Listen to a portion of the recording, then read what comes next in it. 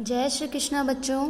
आज आप पढ़ रहे हैं आपकी पर्यावरण की किताब से पाठ 2 परिवारों का आना जाना। इसमें हम जानेंगे कि क्यों परिवार एक जगह से दूसरी जगह पे जाते हैं, क्यों उन्हें अपना घर, अपना खेत, अपना सब कुछ छोड़कर दूसरी जगह पे जाना पड़ता है। तो परिवारों का आना जाना।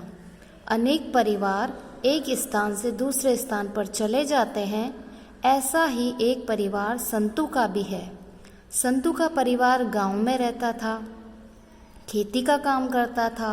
लगातार 2 वर्षों तक अकाल पड़ने के कारण संतू के परिवार के सामने खाने का संकट आ गया। देखो, एक संतू का परिवार था जो कि गांव में रहता था और खेती का काम करता था, लेकिन लगातार 2 वर्षों से अकाल पड़ रहा था। अकाल का मतलब होता है अकाल मीन्स जहाँ पर खाने की और पीने की और रहने की, जहाँ पे अन्न, जल और वर्षा इनकी कमी हो जाती है, उसे अकाल पड़ना कहते हैं। कि जब बारिश ही नहीं होगी तो खेतों में फसल भी नहीं हो पाएगी, और जब फसल भी नहीं होगी तो लोगों के पास अन्न की भी कमी हो जाएगी, अनाज भी नहीं होगा। तो जब हमारे पास अन्न जल का संकट आ जाता है तब उसे अकाल पड़ना कहते हैं। तो जब 2 साल से वहाँ पे अकाल पड़ रहा था तो संतू के परिवार के पास खाने का संकट आ गया। इसलिए संतू अपने परिवार और पशुओं को साथ लेकर अपने भतीजे के गांव में चला गया। उसने वहाँ छोटा सा मकान किराए पर लिया। फिर वह काम की खोज में लग गया। तो संतू के सामने क्या समस्या आ गई थी? खाने की, कि वह अपने परिवार का पालन पोषण कैसे करे। इसलिए उसको उस जगह को छोड़कर जाना पड़ा और वह अपने भतीजे के गांव में गया था और वहाँ पे मकान किराए पे लिया और काम की खोज में लग गया। कुछ समय बाद काम मिल गया और वह परिवार के साथ वहीं रहने लगा। वहाँ रहना आसान नहीं था। उसे अपने गांव की याद सताने लगी।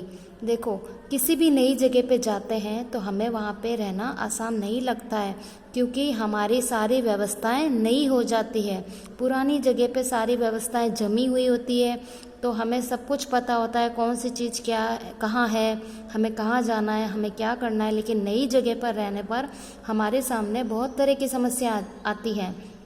तो संतू के लिए भी वहाँ रहना आसान नहीं था और उसे अपने गांव की याद सता रही थी, क्योंकि जहाँ हम इतने वर्षों से रहते हैं तो उस जगह से हमें लगाव हो जाता है। तो संतू को भी उस जगह की याद आ रही थी। उससे समाचार मिला कि इस बार उसके गांव में अच्छी वर्षा हुई है।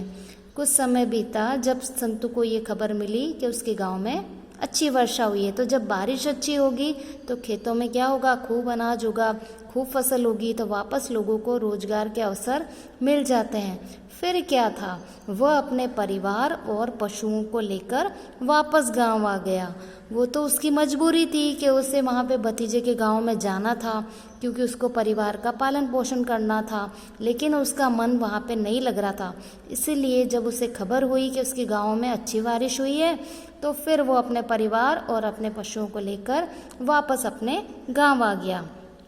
तो संतू को दूसरे गांव में किन किन समस्याओं का सामना करना पड़ा होगा, क्योंकि जब नई जगह पे जाते हैं तो हमें कई तरह की समस्याएं आती है कि हमें कहाँ रहना है। पहले तो मकान ढूंढना पड़ता है कि हमें कहाँ जाना है, हमें कहाँ रहना है, वो जगह कैसी है, उसके आसपास सारी सुविधाएं हैं कि नहीं, बाजार पास में है कि नहीं, सब चीज़ हमें देखनी पड़ती है। अब पहले अपन ने संतू के बारे में पढ़ा, अब अपन पढ़ रहे हैं धीरज के बारे में। धीरज का एक पुत्र व एक पुत्री थी। धीरज का एक पुत्र व एक पुत्री थी। वह गांव में दैनिक मजदूरी करता था। देखो, दैनिक मजदूरी मतलब रोज के काम और रोज का उसको पैसा मिलता था। वो रोज काम करने जाता था और रोज, एक तो होता है कि हम काम करते हैं तो मासिक रूप से मजदूरी मिलती है, मासिक पैसा मिलता है, मासिक तनख्वाह मिलती है पूरे महीने की एक साथ। लेकिन दैनिक मजदूरी उसे कहेंगे जिसमें हमें रोज की आय हमें होती है। उसका पुत्र 12वीं व पुत्री 10वीं कक्षा में पढ़ती थी। जब उसके पुत्र ने 12वीं कक्षा उत्तीर्ण की तो उसे उच्च शिक्षा दिलाने के लिए शहर के कॉलेज में भेजना था। जब धीरज का एक बेटा और बेटी थे, उन्होंने 12वीं और 10वीं कक्षा पास कर ली, तो उसके सामने क्या समस्या आई कि अब मेरे को बच्चे को उच्च शिक्षा दिलानी है। 12वीं करने के बाद उसको आगे की पढ़ाई कॉलेज पढ़ाना है, तो अब उसे शहर के कॉलेज में भेजना था क्योंकि उसके गांव में कॉलेज नहीं था। उसने सोचा कि बेटा अलग रहकर पढ़ेगा तो परिवार का खर्चा भी बढ़ जाएगा। 2 साल बाद उसकी पुत्री को भी उच्च शिक्षा हेतु शहर भेजना होगा, अतः उसने निर्णय लिया कि वो यहाँ भी दैनिक मजदूरी करता है, वहाँ भी जाकर मजदूरी करेगा और पूरे परिवार को वहाँ लेकर जाएगा। जब उसने सोचा कि अभी तो 12वीं कक्षा के लिए बेटे को भेजना है, उसके बाद बेटी भी 10वीं में है, फिर वो भी 12वीं कर लेगी, तब उसे भी भेजना पड़ेगा। तब उसने सोचा कि इससे अच्छा है कि यहाँ भी तो मैं दैनिक मजदूरी कर रहा हूँ, तो यही काम मैं वहाँ पे जाकर कर लूँगा।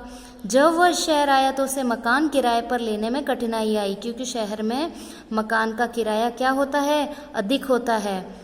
तो मकान का किराया अधिक होने के कारण उसे शहर से दूर एक कमरा किराए पर लेना पड़ा, जिसमें उसके परिवार को रहना, सोना और खाना बनाना पड़ता था।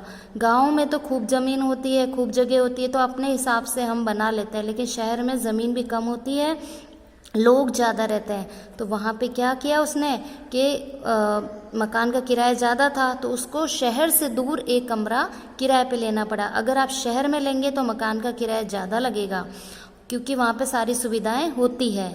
इसलिए उसने सोचा कि मेरा कम पैसे लगे, इसलिए उसने थोड़ा शहर से दूर जाके मकान लिया। वहाँ उसे कम किराए का मकान मिल गया, जिसमें उसके साथ परिवार को रहना, सोना और खाना भी बनाना पड़ता था। उसका पास पड़ोस भी नया था, उसे दैनिक मजदूरी के लिए भी अधिक प्रयास करने पड़ते थे।